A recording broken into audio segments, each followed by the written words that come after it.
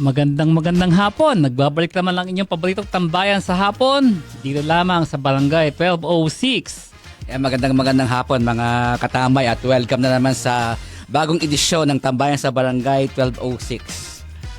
Ako nga po pala si Charlie Manalo, ang katambay niyong laging nakasubaybay sa mga napapanahong kaganapan.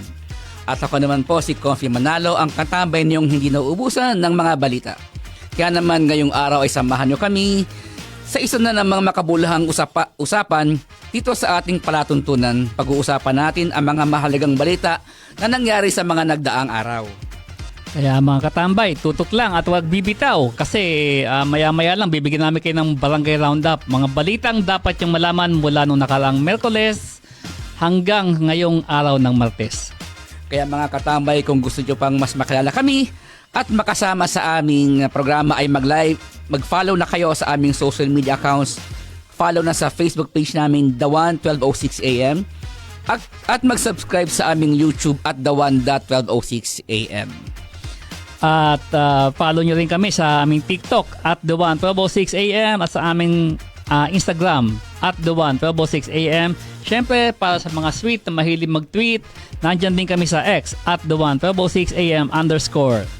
At kaya mga katambay ay simulan na natin ang ating Barangay Roundup.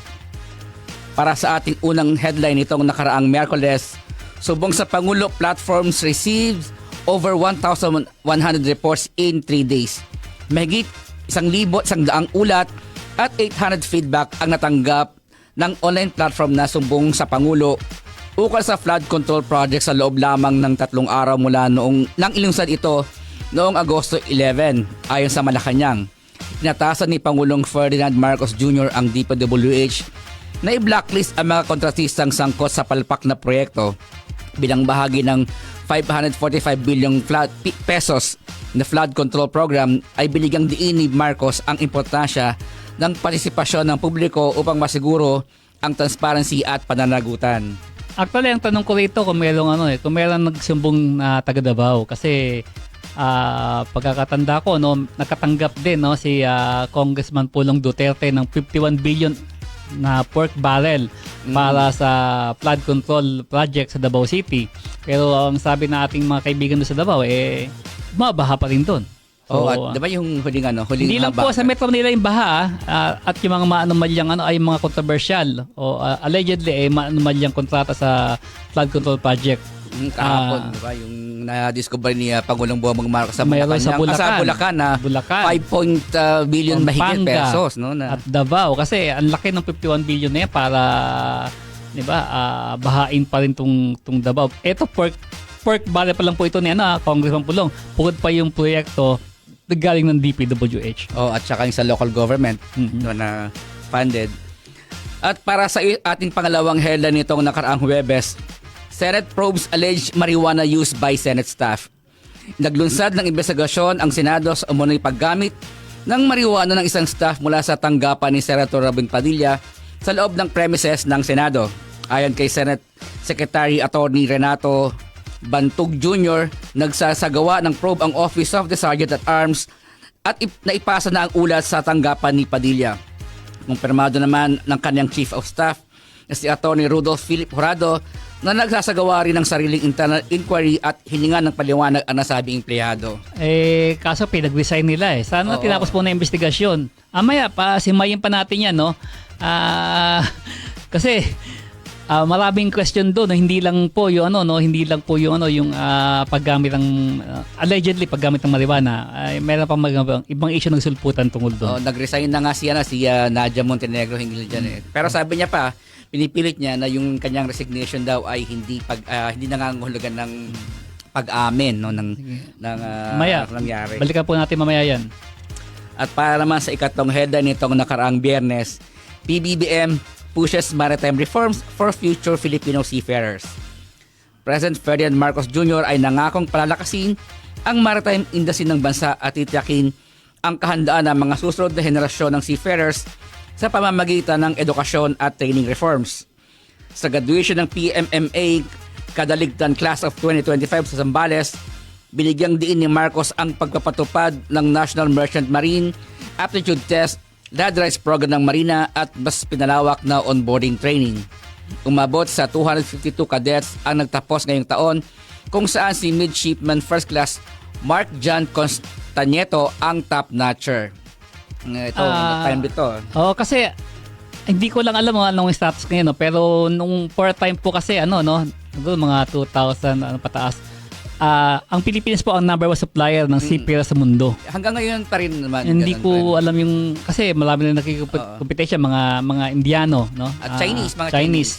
Kaya hindi ko pa alam yung datos na available ngayon kung tayo pa rin ang number 1. Yung huling datos na sa 33% no ng marino sa mga seafarer sa buong mundo, Pilipino pa rin. So tayo pa rin ang number 1. Yung nga lang nagka-catch up yung ibang mga nationalities, pero mas preferred pa rin nila yung mga Pilipino na seafarers kasi naiintindihan nila.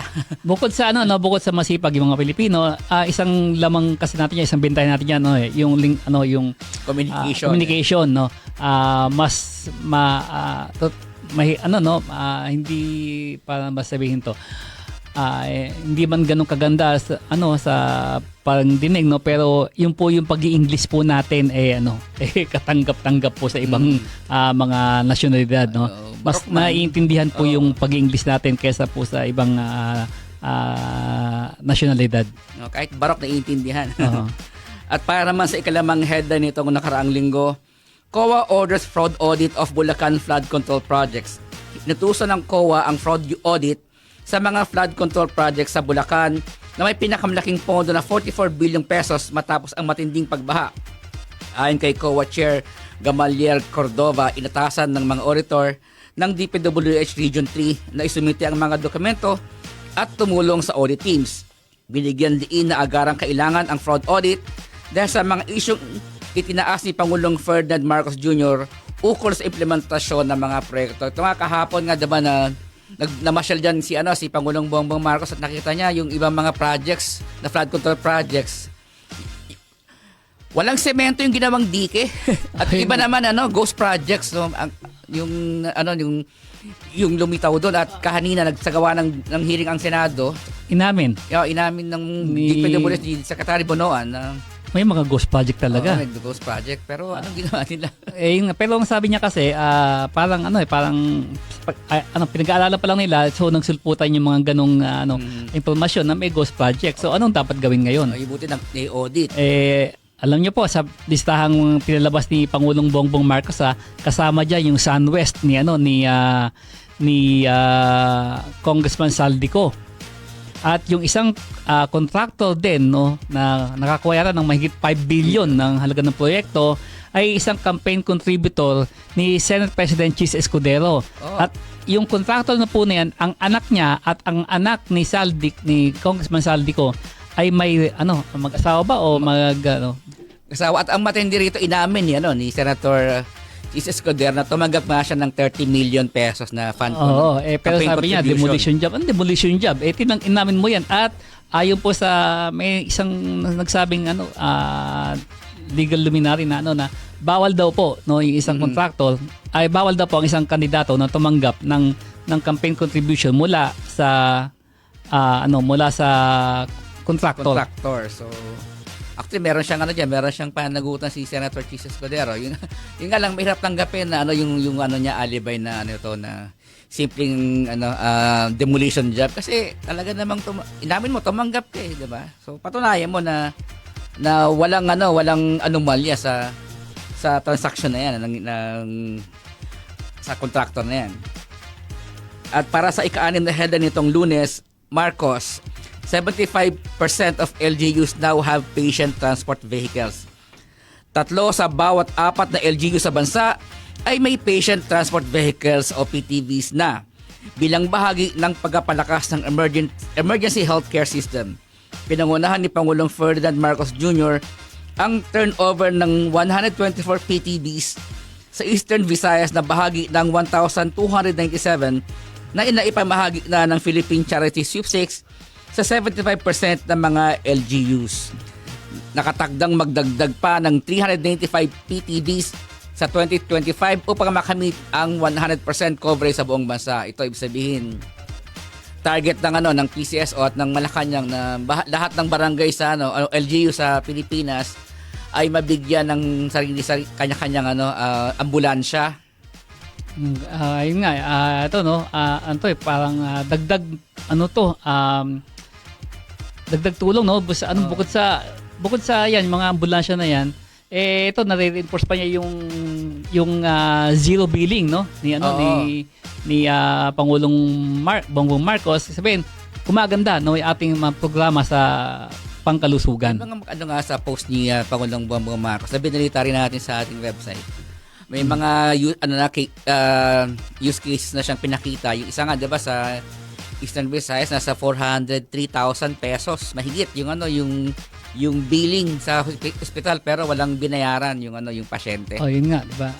Biro mo dati pagka ganoon na kalaki ang bill mo parang na 'di ba?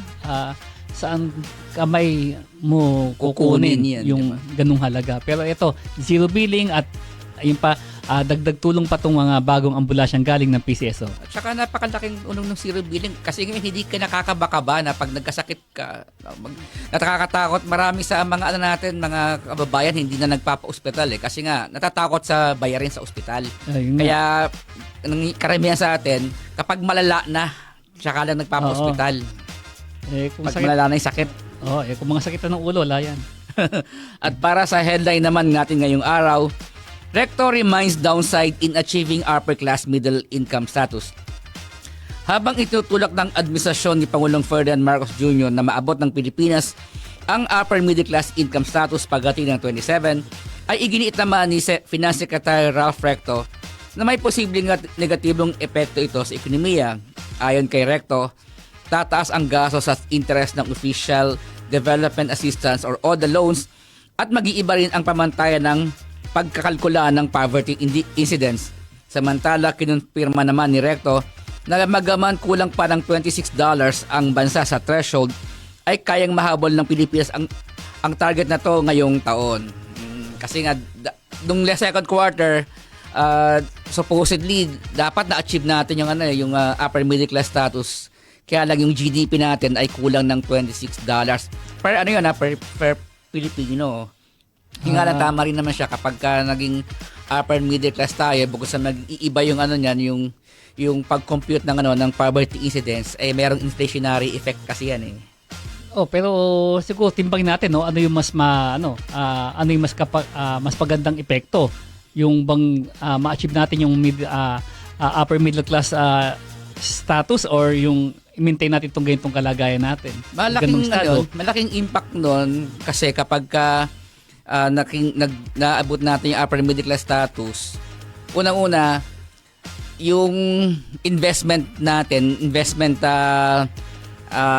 opportunities mas tataas kasi pagkating ang classification mo sa upper middle class status, yung mga investors mas pupunta sa iyo kasi capable kang makapagbayad at yung mga yung population mo is meron silang sapat na income, may kapasidad para makabili ng produkto. I-patronize yung produkto mo. Halimbawa, ano man yan, sasakyan man yan or 'di ba? Or mga gamit pambahay na na medyo may na necessity pero may kamahalan, pero dahil nga nasa upper middle class status ka na, sabihin hindi kakaba-kaba na yung mga investor na mag-invest tayo dyan, baka naman walang bumili kasi mahal to. Actually, ramdam na nga tutusin yan. Simula nung nung after ng pandemic. Yung luxury segment sa Pilipinas, tuloy-tuloy yung pagtaas. Sabi na mga titignan mo punta ka sa mga malls, yung mga luxury section nila. Yung mga luxury brands like LV, Gucci, Patek. Sabi nila ng mga store owners doon, paglagay nila sa shelves nila yan, may ubos agad yan.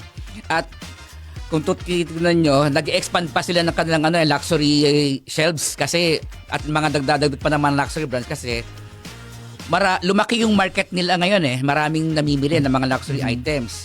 Yun nga lang sabi nga ni ang presidente ng Makati Beach Club, ang galing ng administrasyon to. Ang taas ng ating GDP 5.5% nung second quarter, pero yung inflation natin ang baba napababa nila ng 0.6%. Paano nila nagagawa yun na mataas ang ekonomiya mo pero yung inflation na-maintain nilang mababa. Anyway, yan po yung yun po yung mga headline natin itong nagdaang linggo. So, mamaya po sa pagbabalik po natin dito naman tayo sa usapang animal welfare. Syempre, kasama natin sino pa? Di si Manong Joe. Kaya mga katambay, huwag kayong aalis. Magbabalik ang tambayan sa Barangay 1206.